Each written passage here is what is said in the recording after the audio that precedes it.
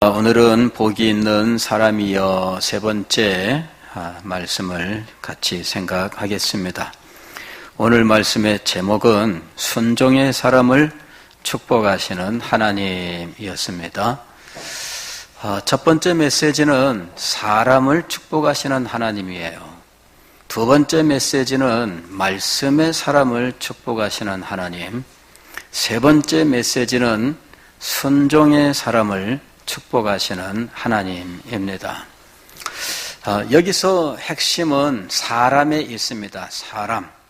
이 사람이 하나님의 복을 받을 수 있느냐 하는 것이죠. 이 사람이 하나님의 복을 받는 사람이라면 그 사람의 삶 자체가 복이 되는 거예요. 오늘 우리가 읽은 신명기서 28장은 이것을 우리에게 말씀하고 있는 겁니다. 그 사람의 삶 자체가 복되다. 이거를 말씀하고 있는 거예요. 사실 여기 말씀을 읽으면은 수없이 많은 어떤 복된 상황에 대해서 말씀하고 있어요. 너를 세계 모든 민족 위에 뛰어나게 하실 것이라. 성읍에서도 복을 받고 들에서도 복을 받을 것이며 네 몸의 자녀와 네 토지의 소산과 네 짐승의 새끼와 소와 양의 새끼가 복을 받을 것이며 네 광주리와 네 떡반죽 그릇이 복을 받을 것이며 들어와도 복을 받고 나가도 복을 받을 것이다. 복이 많이 열거돼요. 앞으로도 계속해서 정말 그 잘되고 복된 모습에 대해서 말씀하고 있는데 결론은 이것입니다. 너 자체가 복된 인생이다. 그 말입니다. 너 자신이 복된 인생이다. 가령 우리가 이제 그 어떤 학생이 공부를 잘하는데 그 학생을 표현하는 이런 말이 있겠죠. 저 친구는 국어도 잘하고 수학도 잘하고 영어도 잘하고 과학도 잘하고 사회도 잘하고 음악도 잘하고 체육도 잘해. 이렇게 말할 수가 있습니다. 그런데 한마디로 말하면 뭐예요? 쟤는 공부 잘하는 애야. 거기에 다 들어가 있는 거예요. 공부 잘하는 거야. 거기에 이런저런 과목을 잘하는 것이 다 들어가 있어요. 즉 성경은 우리가 어떤 특정의 상황과 어떤 환경 속에서 그 사람이 그 상황과 환경을 이겨내거나 혹은 그 상황이 열린 것만을 복이라고 말하지 않는다는 거죠. 그 사람의 인생 자체가 복이다. 이렇게 말씀하고 있는 거예요. 그래서 우리는 우리의 인생이 복되게 하시는 하나님을 분명히 우리는 믿어야 돼요. 그냥 내가 어떤 상황을 직면했는데 그 상황만 넘기는 것이 아니라 내가 가는 모든 곳에서 내가 행하는 모든 일에서 내가 만나는 모든 사람과의 관계 속에서 하나님이 축복하셔서 나의 인생 전부가 복되게 하시는 거죠. 이것이 하나님께서 말씀하시는 복의 의미예요. 우리는 그냥 하나하나를 기대하고 있다는 거예요. 그러나 하나님은 그게 아니라 너의 존재 자체가 복이다. 이렇게 말씀하고 계신다는 거죠. 그래서 우리는 복에 대해서 생각할 때 존재 자체가 복이 되게 하여 주옵소서. 이것이 하나님의 뜻이에요. 여러분 이런 거 있잖아요. 내가 손대는 모든 것이 복되게 하여 주옵소서. 그죠? 옛날에 그 마이더스의 손 혹은 미다스의 손 이런 말이 있습니다. 이는 왕의 이름이에요. 마이더스라고 하는 미다스라고 하는 왕이 있습니다. 그런데 이 미다스 왕이 소원을 품었는데 부자가 되고 싶어하는 소원이 있는 거예요. 그래서 이 요정이 나타나서 한 가지 소원만 들어줄게 그랬더니 이 친구가 부자가 될 수 있는 비결을 알게 된 거죠. 내가 만지는 것이 다 금덩어리가 되게 해주세요. 이야, 그러면 부자가 되는 겁니다. 그죠? 손 대면 다 금이 되는 거야. 이것도 도자기인데 물을 마시려고 딱 잡았더니 이게 금이 된 거예요. 이 정도 금이면 얼마나 갈까요, 이거? 예. 그랬더니 얼마나 이 성능이 좋은지 이걸 딱 잡았는데 속에 있는 이 찬물까지 금이 된 거 있죠? 그래서 이 미다스 왕이 음료수를 마시려고 딱 잡는데 속에 음료수까지 금이 돼버린 거예요. 처음에는 신났습니다. 우와, 빵을 먹으려고 포크를 쥐니까 포크가 금이야. 그래서 이걸로 빵을 딱 집는 순간 빵도 금이 되는 거 있죠. 와, 최고다. 그런데 나중에는 어떻게 돼요? 야, 세상에 아무것도 못 먹어. 아무것도 못 먹어요. 근데 딸이, 가장 사랑하는 딸이 나타났어요. 공주님이. 아빠, 그리고 와서 품에 안기는데 아빠가 그 순간 깜짝 놀랐습니다. 아차, 이거 딸이 지금 안기는데 딸을 안을 수 있을까요? 없을까요? 못 안아요. 안았다간 큰일 나는 거죠. 근데 이 딸이 아빠 하면서 탁 하고서 아빠를 끌어안았는데 그만 손이 닿은 거예요. 이래가지고 이 딸이 금덩어리로 변한 거 있죠. 행복할까요? 예. 빵이 금으로 변한 것까지는 그래도 견딜 수 있었는데 딸이 금덩어리로 변하니까 세상에 이거 저주예요. 근데 저는 거기서 이제 그 생각이 들었어요. 손으로 행하는 모든 것이 복되다. 그게 정말 하나님이 축복하시면 미다스의 손 아무것도 아니다 그 얘기죠. 우리는 하나님 앞에서 우리가 어떤 복을 받는 존재인지에 대해서 분명히 알아야 돼요. 우리는 우리의 존재 자체가 복이 되기 위해서 부름받은 사람들입니다. 우리의 인생이 복이 되는 거예요. 우리가 어디에 가면 가는 그 자리가 복이 되고요. 우리가 누구를 만나면 만나는 사람도 복을 받는 거예요. 이런 복된 존재가 되어서 우리를 누구나 다 환영하고 저 친구만 있으면 잘 된다 이거죠. 저 친구만 있으면 우리는 그런 복된 사람들이 되어야 하는 거죠. 이런 복된 사람이 되기 위해서 오늘 시편 1편은 복에 대해서 분명하게 이야기를 해요. 악인의 꾀를 좇지 아니하고 죄인의 길에 서지 아니하며 오만한 자의 자리에 앉지 아니하고, 두 번째로는 말씀의 사람, 오직 주의 율법을 주야로 묵상하는 거예요. 주의 율법을 즐거워하여 주야로 묵상하는 사람, 이 사람이 정말 복된 사람이지요. 그런데 우리는 여기서 한 걸음 더 나가야 돼요. 말씀을 묵상하는 목적이 무엇일까요? 말씀을 묵상하는 목적이 뭐예요? 지식을 얻기 위해서? 아닙니다. 지식을 얻기 위해서가 아니에요. 말씀을 묵상하는 이유는 말씀을 우리의 삶으로 살기 위해서, 즉 순종하기 위해서예요. 순종하기 위해서.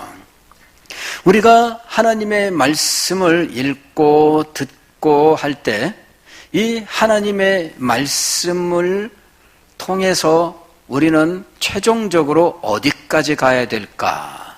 이 최종 목적지에 대한 분명한 생각을 가지고 있어야 돼요. 최종 목적지를 모르면 목적 없이 방황을 하게 돼 있거든요. 목적을 분명히 하라 이겁니다. 하나님의 말씀을 공부하는 목적이 무엇일까요? 성경 공부의 목적이 무엇일까요? 여러분이 설교를 듣는 목적이 무엇일까요? 성경 진리를 깨닫기 위해서 교리 공부를 하는데 교리 공부를 하는 목적이 무엇일까요? 어떤 사람들은 공부 그 자체에 목적을 두는 사람들이 있어요. 그리고 공부에서 성과를 얻고 그 성과를 자랑하는 사람들이 있어요. 그러나 아무리 진리를 알고 그 진리에서 누구보다 더 탁월한 성취를 이루었다 할지라도 최종 목적지를 알지 못하면 아무것도 아니에요. 최종 목적지는 무엇일까요? 순종이에요. 순종. 조나단 에드워즈라고 하는 목사님이 신앙과 정서라는 책을 썼는데 이 책은 참된 은혜의 징표들에 대한 이야기를 하고 있는 겁니다. 은혜의 체험은 도대체 무엇이냐? 성령이 진정으로 역사한 성도가 체험하는 것이 무엇이냐? 그가 가지고 있는 참된 신앙의 감정은 무엇이냐? 이런 문제들에 대해서 이야기하는데 제일 마지막에 무엇을 쓰고 있느냐 하면 말씀을 실천하는 것이에요. 말씀을 실천하는 것. 참된 그리스도인의 은혜 체험은 말씀을 실천하고 순종하는 것이 최종 증거로 나타난다는 거예요. 이것이 흔들릴 수 없는 증거예요. 다른 모든 증거들은 사실 그 사람이 그렇다면 그런 줄 알아야 돼요. 왜? 마음속에 있는 일이니까. 예수님을 믿습니까? 아멘. 우리는 그렇다면 그런 줄 알아야 돼요. 예수님을 사랑하십니까? 아멘. 그러면 우리는 그런 줄 알아야 돼요. 그런데 이 사람이 예수님을 믿고 예수님을 사랑한다고 말하는 그것이 흔들릴 수 없는 증거로 나타나는 곳이 있어요. 그게 어디일까요? 말씀을 순종하는 것이에요. 이 순종이 이 사람이 그동안 말했던 모든 것을 다 증거하는 증거물입니다. 말로는 온갖 신앙 고백을 다 했는데 막상 말씀의 순종은 안 한다면 그 사람의 그 화려한 신앙 고백이 모두 거짓일 가능성이 있어요. 모두 거짓일 가능성이 있어요. 나중에 이 사람이 변하지 않는다고 말할 수는 없습니다. 어떤 때 은혜 받아서 변할 수 있겠습니다만은 그러나 지금 이 시점에서는 이 사람은 아니다 이거죠. 아니다. 말씀을 활용하는 목적은 무엇인가? 우리가 매일 말씀을 묵상하고 큐티하는 목적은 무엇인가? 참 저는 그 큐티하는 습관을 배우질 못했습니다. 그 젊은 시절에 제자 훈련을 배운 사람들은 매일매일 큐티를 해요. 그리고 인도자한테 늘 확인을 받습니다. 예, 큐티 했느냐 뭐 하면서 늘 확인하고 모이면은 큐티 나눔이라고 하고 하면서 이래 노트를 마련해서 여기다가 날마다 적어요. 근데 그 목적이 무엇일까요? 목적이 내 마음에 하나님의 약속을 알게 되므로 마음에 어떤 불안과 두려움이 사라지고 평안을 얻기 위해서 이게 목적이죠. 하나님의 말씀을 읽을 때 하나님의 말씀을 읽는 목적은 무엇일까요?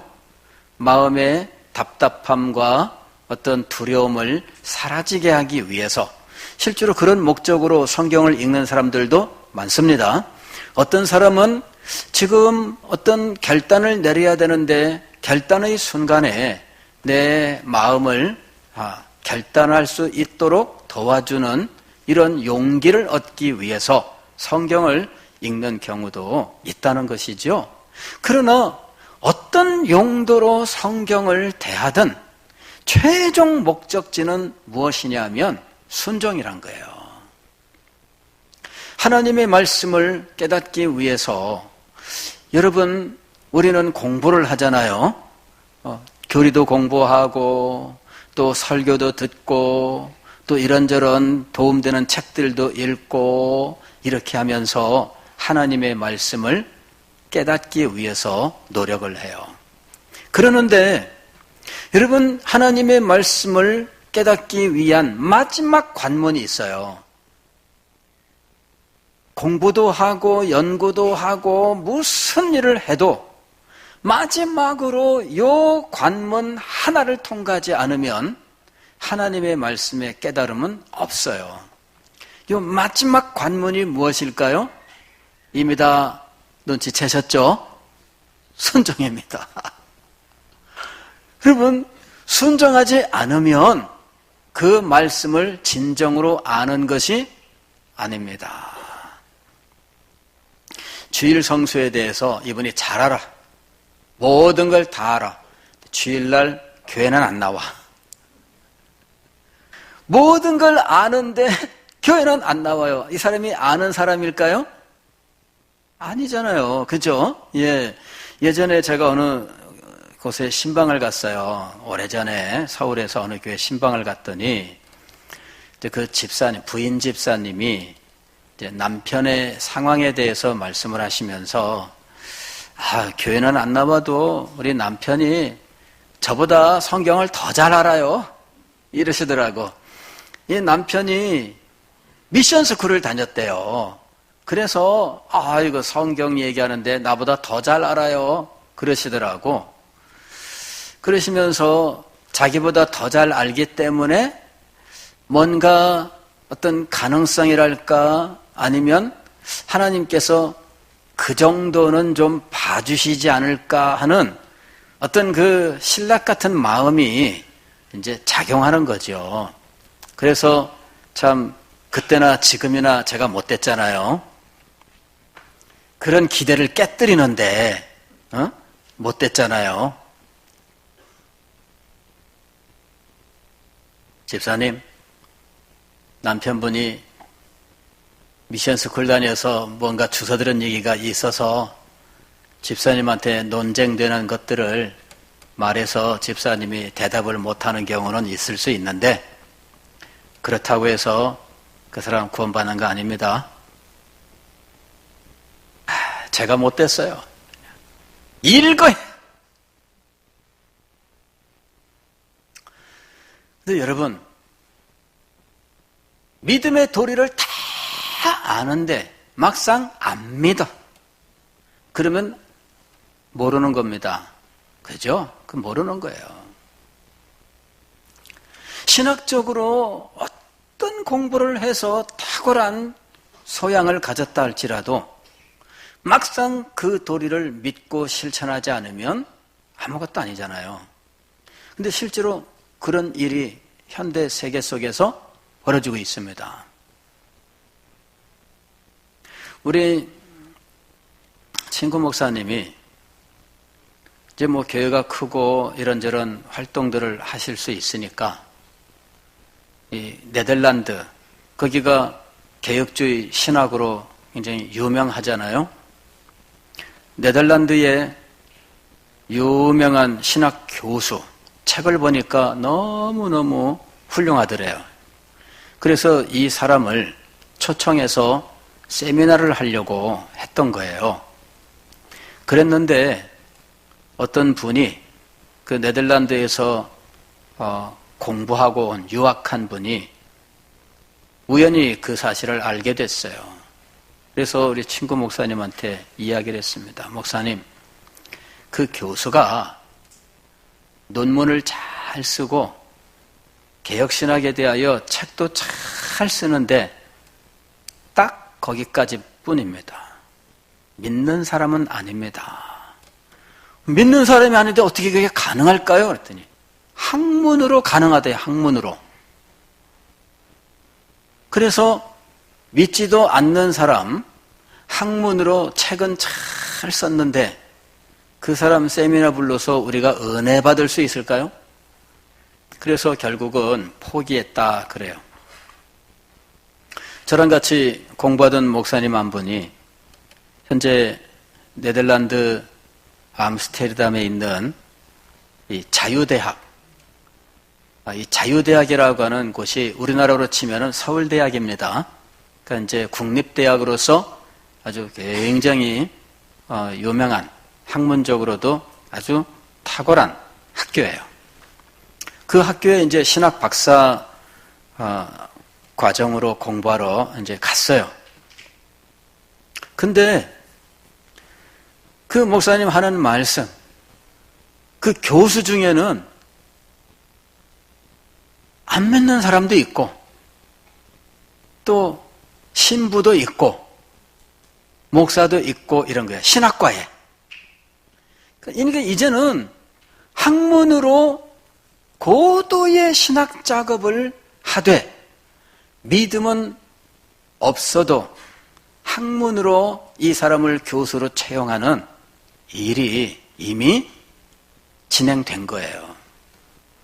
신학과인데 목사만 있는 게 아니에요. 목사 아니어도 신학과 교수는 될 수 있겠죠. 학문으로. 또 안 믿는 사람도 신학과 교수가 될 수 있죠. 학문으로.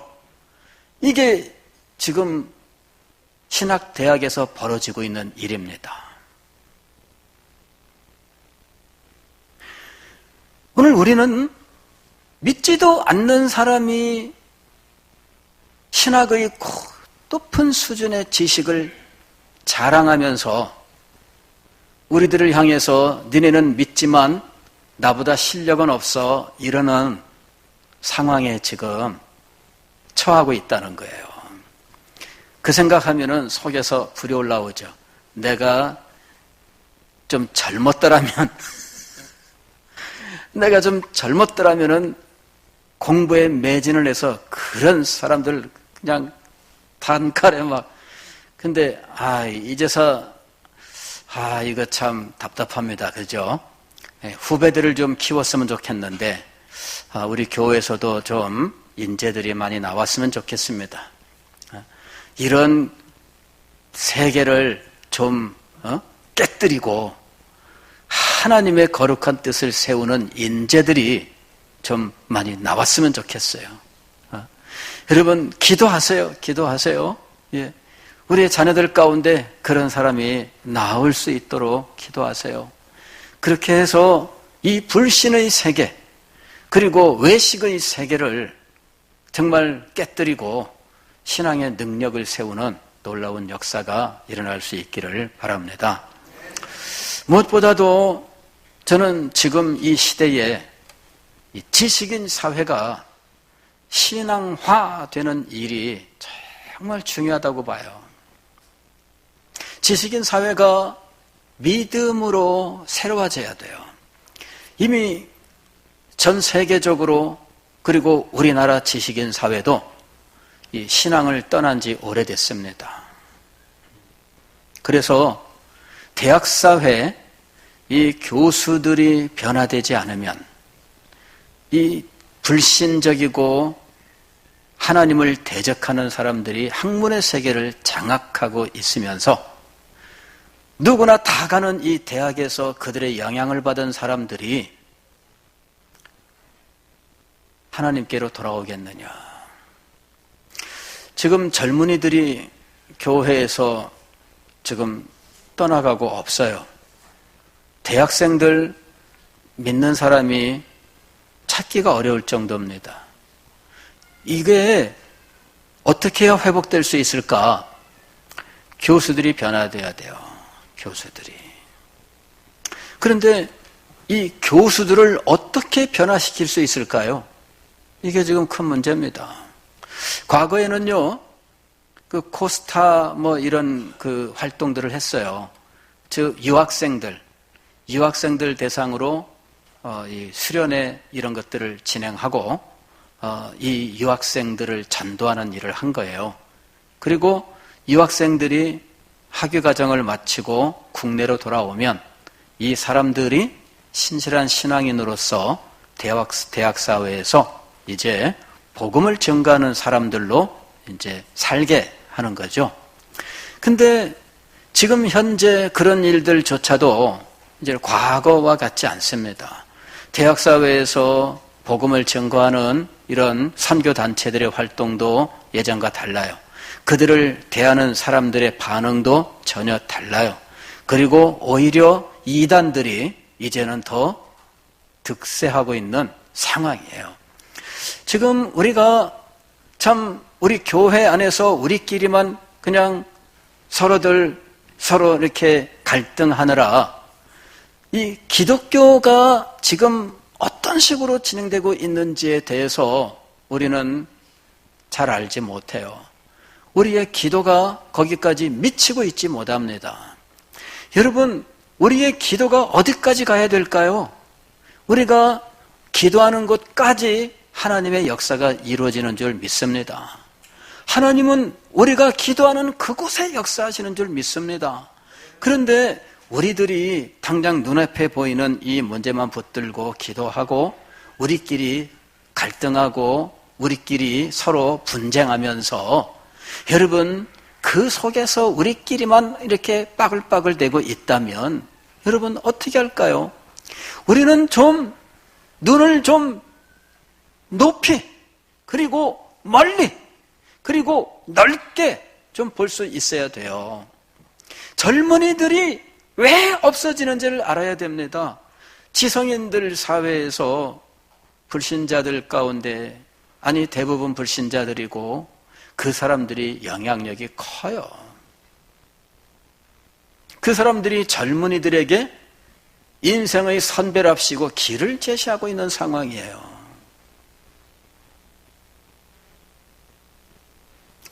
서울의 모 명문 대학의 철학과 교수라고 하는 젊은 교수가 강의하면 아이들이 대학생들이 눈물을 흘리면서 감동을 해요. 근데 이 사람은 정말 강연 들어보면 이 젊은이들이 눈물을 흘리게 만들어요. 젊은이가 질문합니다. 저는요 집안이 가난한데 부모님은 저에게 기대가 커요. 부모님은 제가 빨리 취직을 해서 집에 도움이 되기를 원해요. 근데 나는 너무 부담스럽습니다. 어떻게 해야 될까요? 그랬더니 이 철학과 교수님이 철학적으로 이야기를 해줍니다. 부모님 존재와 네 존재는 서로 독립적이다. 너는 네 존재를 세워야 된다.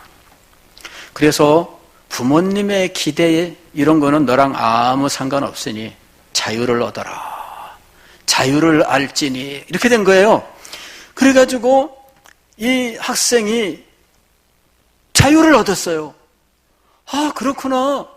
내가 부모님의 기대 이거를 마음속에 늘 붙들고 부모님 내가 모셔야 되고 부모님 내가 도와드려야 되고 난 부모님에 대해서 막 이것이 나를 짓눌렀는데 야 알고 보면 부모님 인생과 네 인생은 다른 거고 너는 너의 인생이 있는 거야. 부모님이 너를 기대고 살아가고 그러면 안 되는 거야. 너는 자유를 얻어야 돼. 자유해라. 자유해야 된다. 자유 그러니까는 뭐 자유란 말이 너무나 감동이 되는 거 있죠. 눈물을 절절 흘리고 그리고선 은혜 받았습니다.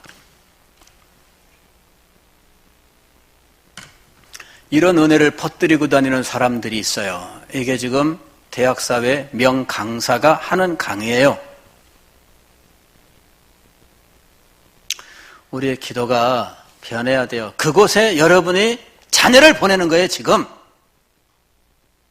여러분의 자녀는 그 교수에게 은혜를 받아서 변화될 가능성이 커요. 지금 무서운 거예요. 우리가 기도해야 돼요. 기도해야 돼요. 지금 무서운 시대를 우리가 지금 맞이한 겁니다. 이럴 때 우리는 이 목적을 분명히 해야 됩니다. 하나님의 말씀에 순종하여 우리 자신이 복된 사람이 되는 것이야말로 하나님의 뜻이다.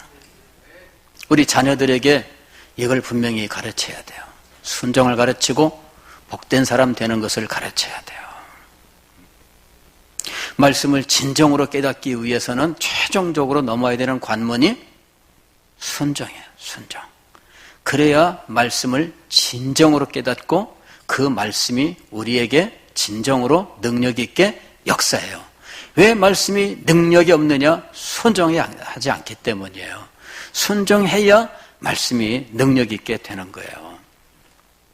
순종은 크게 두 가지 의미를 갖습니다. 첫째 의미는 우리가 피조물로서 우리를 창조하신 하나님께 대한 당연한 의무예요. 피조물이니까 창조주 하나님께 당연히 순종을 해야 되겠죠. 그런데 죄인은 이 당연히 순종이란 이 당연히를 인정하지 않아요. 우리 자녀들도 그렇잖아요. 내가 부모니까 당연히 순종? 인정하지 않잖아요. 그죠? 예. 요새는 학교에서도 그걸 가르칩니다. 예. 근데 하나님은 이렇게 우리가 피조물로서 당연히 하나님을 순종해야 될 것이지만 이거는 도덕적인 거예요. 도덕적인 거. 피조물이 창조주 하나님께 순종한다고 하는 것은 도덕적인 거예요. 자녀가 부모에게 순종한다고 하는 것은 도덕적인 거예요. 그런데 그 당연한 것에 하나님은 축복이라고 하는 조건을 달아놓으셨다는 겁니다. 그래서 이것을 계약으로 주셨어요. 순종하면 복을 받고 불순종하면 저주를 받는다. 이렇게 계약을 제시하셨어요. 그래서 순종의 두 번째 의미는 계약의 조건을 완수한다라고 하는 거예요. 계약의 조건을 완수해요. 그러나 계약의 조건을 완수할 때조차도 하나님과 맺은 계약의 특성상 이것은 은혜이기 때문에 우리가 계약의 조건을 완성할 때 하나님의 은혜에 감사함으로 이 계약의 조건을 이행해야 된다 하는 거예요. 즉 선악과를 따먹지 말라 하셨을 때 이것은 우리를 제약하기 위한 것이 아니라 우리에게 은혜를 주시려고 하신 것이었어요. 그래서 감사함으로 순종했어야 됩니다. 그런데 우리를 제약하는구나, 우리가 지혜로워질까 봐 하나님이 막는구나 이렇게 생각했다면 그 사람은 순종할 수 없죠. 그래서 우리는 하나님의 말씀을 순종할 때 이걸 알아야 돼요. 두 가지 차원에서 하나님의 말씀에 순종해야 됩니다. 첫째는 우리가 하나님께 지음받은 피조물로서 하나님께 순종해야 된다. 두 번째는 하나님께서 우리와 은혜 언약을 맺어서 이 은혜 언약으로 우리를 구원하셨으니 감사함으로 순종해야 된다라고 하는 거예요. 이 순종은 이런 신학적 의미를 가지고 있다는 것입니다. 그래서 감사함으로 순종하는 자에게 하나님께서 그의 인생 자체가, 그의 존재 자체가 복되게 하시는 거예요. 우리는 모두 이런 존재가 될 수 있어요. 왜? 하나님께서 약속하셨기 때문에. 하나님의 약속은 틀림없이 이루어집니다. 하나님은 인생이 아니시니 그 약속하신 것을 변개치 아니하시고 희건하지 않으시는 분입니다. 반드시 이루어질 것입니다. 오늘 주님께서 여러분들을 축복하십니다. 단 무엇이라고요? 순종하면. 그러면 여러분은 틀림없습니다. 이것을 믿느냐 하는 것이죠. 이것을 믿느냐. 믿는 사람은 순종하여 그 인생이 복된 존재가 될 것이며 믿지 않는 사람은 순종하지 아니하여 이 복과는 상관이 없는 존재가 될 것입니다. 기도하겠습니다.